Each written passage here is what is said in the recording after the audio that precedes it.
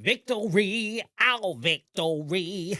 Let the party begin. This is how I felt when I first heard that Janelle and Meri finally acquired real substantial ownership in Coyote Pass. Now, a lot of viewers and a lot of YouTubers have been putting out a lot of content concerning how the lines have changed and why the lines have changed and how the ownership is different now and the powers have shifted. I'm not going to repeat a lot of that. There's a lot of that content out already. I want to go a little deeper as far as why this land was so important and why this shift in ownership was so important. You know, being honest about who I am, I looked at this and I first heard this case, and I know that when Kody heard it, this is how he felt about it. God, please, no! No! No! And I know he was upset and I know he was crying. There were a lot of tears shed when he realized, possibly after talking to his attorney, that he was going to have to come up off of a substantial amount of this property. I'm going to tell you this, though. When I thought about Kody's reaction, and I thought about how Robyn was probably sitting on that dirty ass bathroom floor crying her ass off, and Kody was losing his mind, probably throwing stuff all over his garage, this was my response.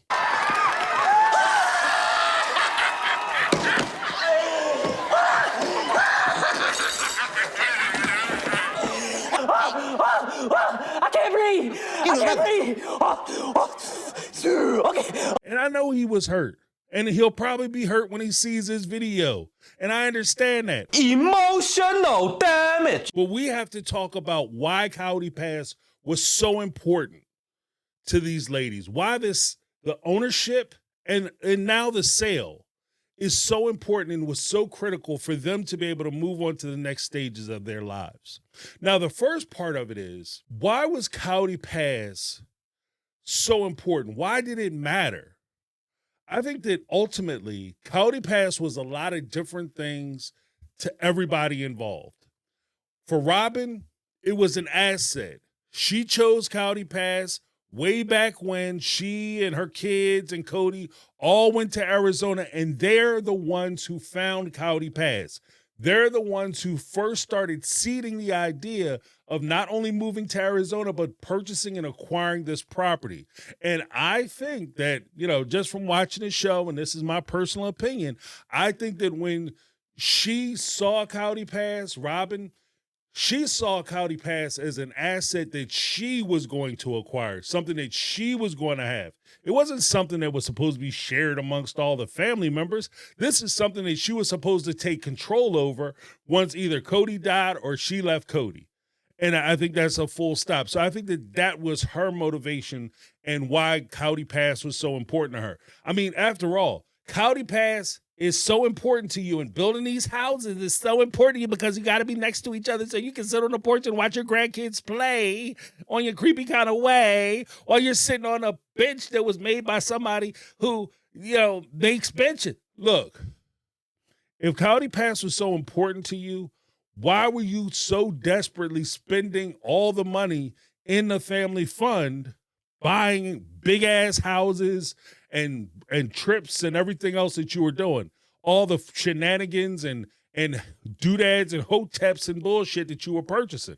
That doesn't make any sense. Especially, somebody sent me a map, and this is the map. You can see where Coyote Pass is versus where the McMansion is, and it's literally right down the street. Why would you have two big ass houses built in the same neighborhood?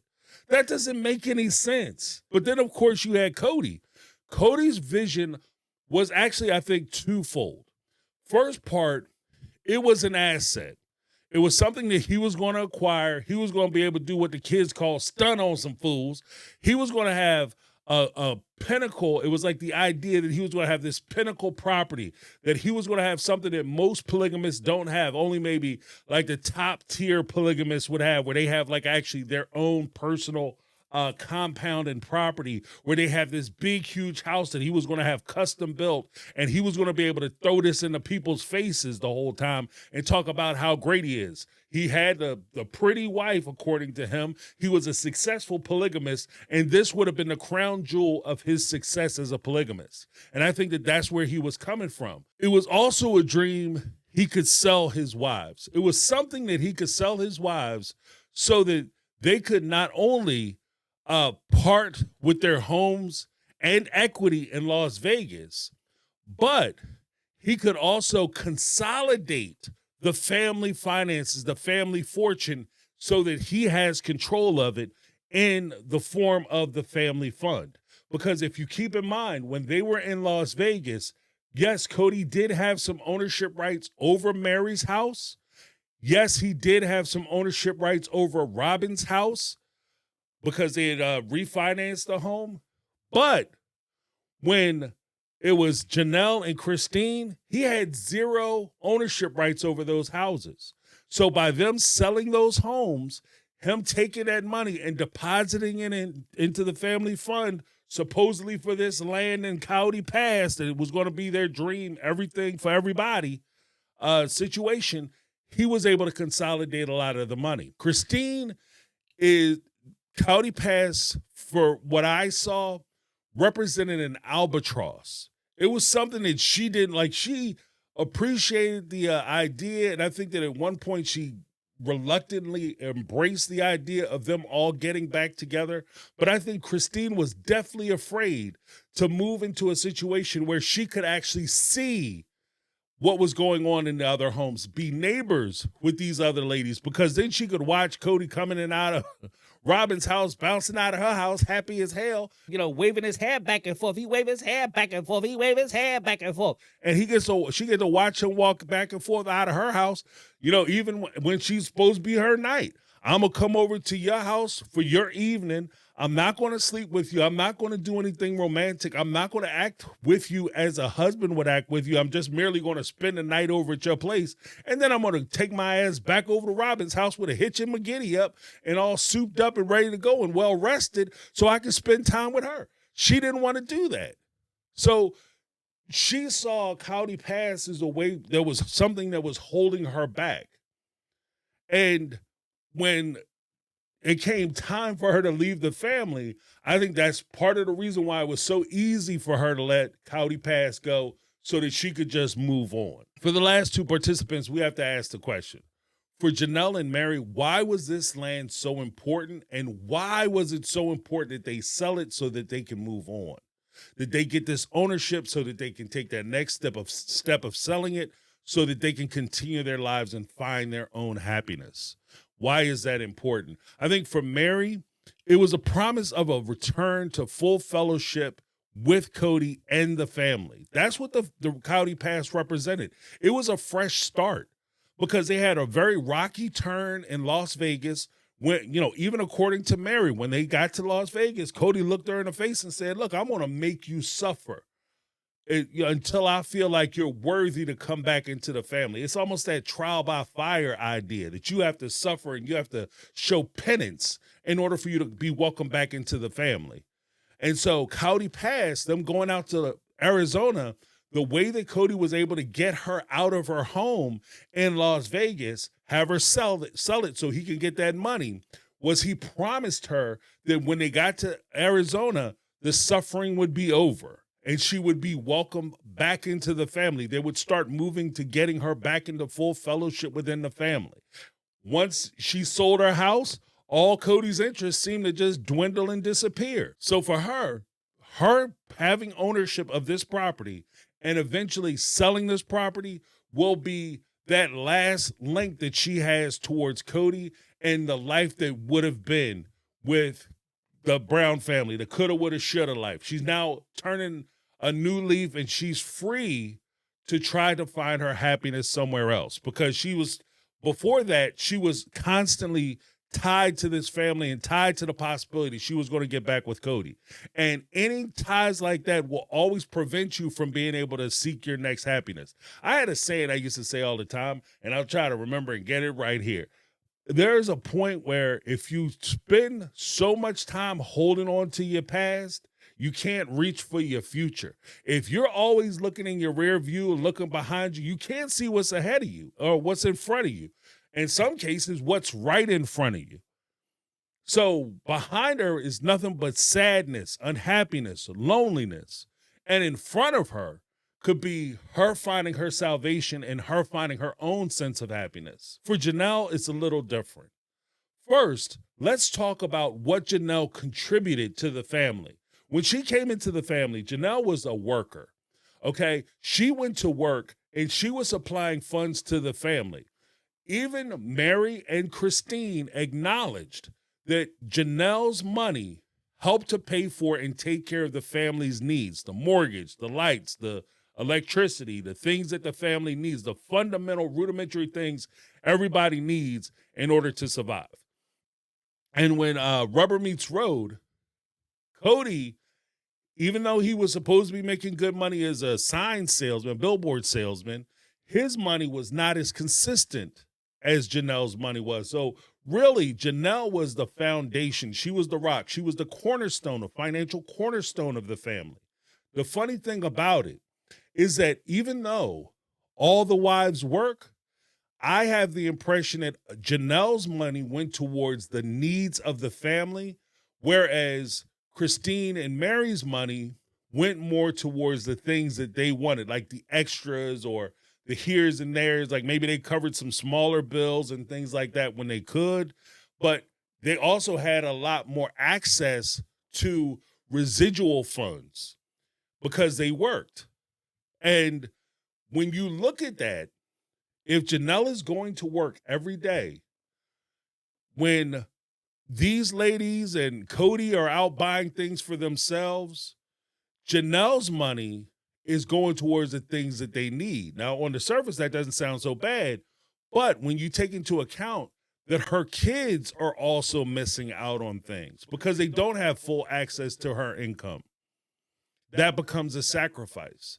Her missing time with her kids because she's at work, even though she said she enjoyed it in fair play. She said she enjoyed going to work and she liked dropping the kids off to Christine. But she still missed a significant portion of these her children's young lives in these formative years. She missed things. She sacrificed things. She gave everything she had. She came in, turned her check over.